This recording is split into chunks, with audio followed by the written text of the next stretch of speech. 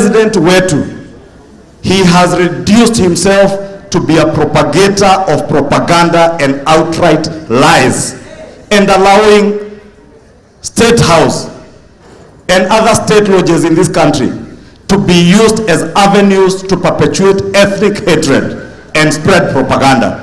Mr. President, you must today come out clearly and tell Kenyans, what is it that is there for you when you become a person who is telling lies? To push an agenda of a president that you want to be your puppet. You must tell Kenyans what is in it for you. What is it that you want to protect? Si mkweli?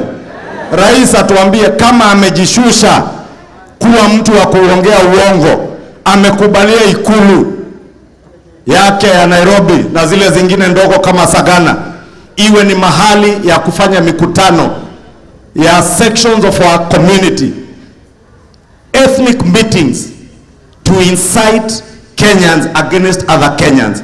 Mr. President, ni lazima atuambie ni nini anachotaka kulinda. Atuambie ni nini anataka kulinda akitaka kuweka kiongozi ambaye ni puppet. Uwache wa Kenya wajichagulie kiongozi wanayemtaka. Mtajichagulia ama mtawekewa puppet? Mtajichagulia? Mkiangalia yule muungwana nasikia ako na miaka 80 kwenda karibu 90, na huyu jamaa mwenye ako na nguvu hapa, mkiangalia mkipima, nani anaweza hiyo kazi ya kuendesha Kenya mbele?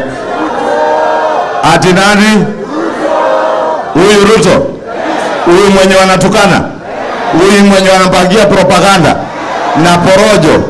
Huyu mwenye hawawezani na sera zake?